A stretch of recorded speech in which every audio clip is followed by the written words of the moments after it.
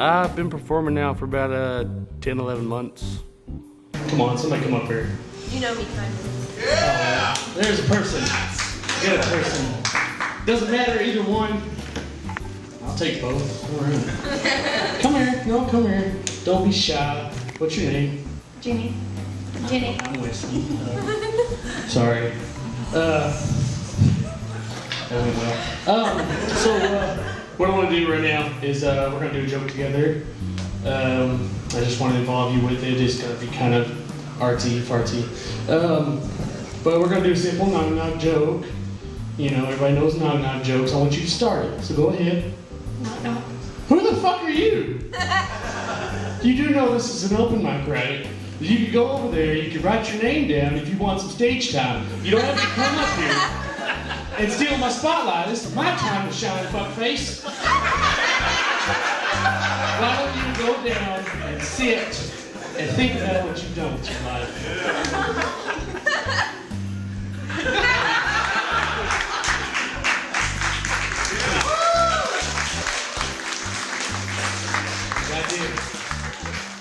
Started doing comedy because as a child I always felt like I was humorous and always liked to make jokes, and then I kind of came into like finding more alternative comedians and saying, hey, I'd like to do that. I'd like to get on stage and make people laugh. I have a real problem with authority.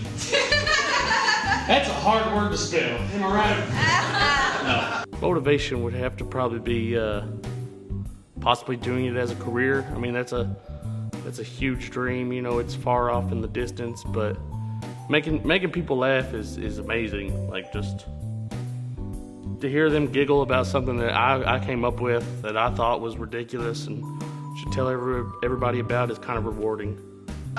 Seriously guys, cops freak me the fuck out. Like whether I'm doing something good or bad, you know, always I'm scared to death. I'm so fucking paranoid when somebody pulls up. Because I know this guy that pulls me over, he's thinking one of two things. He's thinking, this guy has a trunk full of drugs, or this guy has a trunk full of duck calls.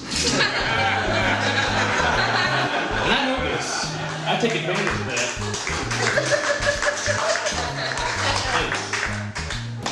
Fucked up dynasty. Making beards uncool. But I know this. I take advantage of it.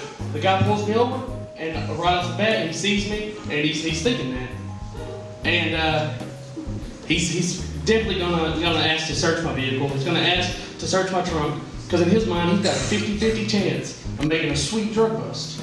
You know, he'll be over all the fucking papers. But so I'll let him, and I'll open the trunk, and what's he gonna find? 4,000 duck calls. Right. Because the joke's on him, the drugs are in the duck calls. But if he goes to pick one up, I'll get all offended. Like, sir. And I gotta use a thick accent so that it's more believable. Like, sir, please don't touch those, sir. Those, each one of them, they got this special memory for me. They're my keepsakes. I don't want you to touch them. They're like my babies. Like this one right here you about to pick up, this is my favorite. I killed over 300 of them feather folks with this one before she went off to see Jesus. And there's another one floating around in here that I used to deer hunt with. I like to call them a buck call. But, he's probably gonna ask, how the fuck did you deer hunt with it? Like, well, I'd sit back and I'd blow on it, and then all the other hunters would be like, oh shit, there's a duck. And they give me a clear shot of the buck, and they shoot him, and he dead. But no, anyways, he's gonna believe this. He's gonna be like, this is just some backwoods fucker that he just likes duck calls, reality TV. We're just gonna let him go. And then I'll go off and I'll sell all my drugs, make bunches of money, because it's what drug dealers do.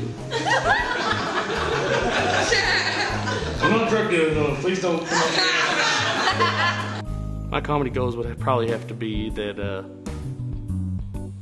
either do it professionally or at least make a name and create a scene in Jonesboro to to where, you know, more people will come in and more people will start doing comedy and possibly watching comedy and just earning a respect, or, you know, getting a respect for comedy. Anyways, on to another subject where you don't want the police involved.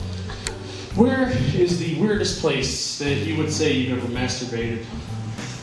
Anybody? Maybe you were in the kitchen one time and that hot dog made you horny. Or maybe you were at church and Jesus was looking fine as fuck up on that wall.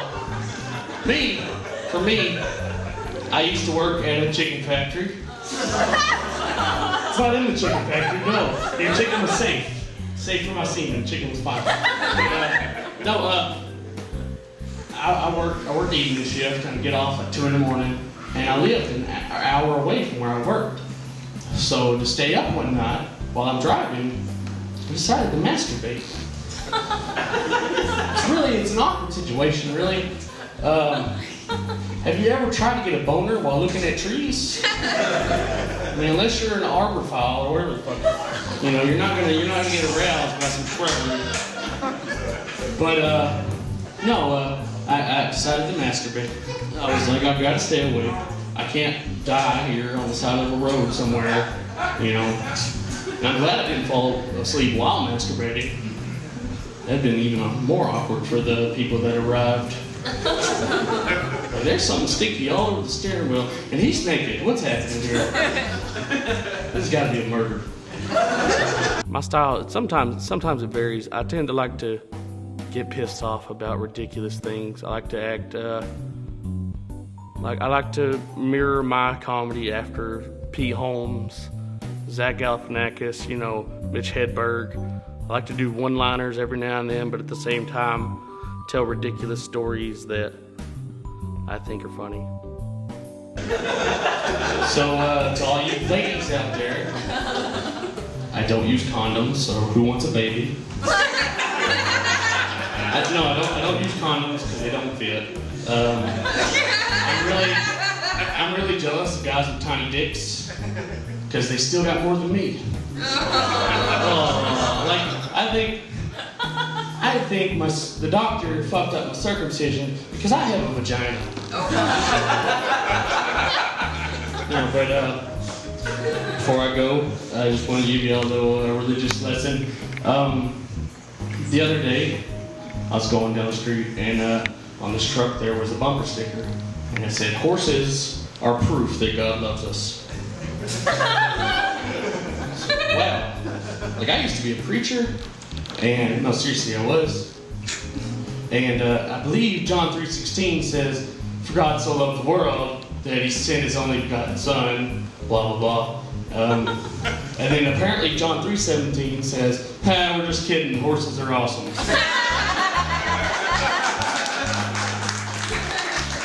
Anyways, that's all I got.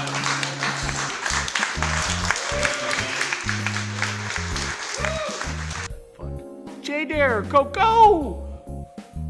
Stupid. Keep it, yeah.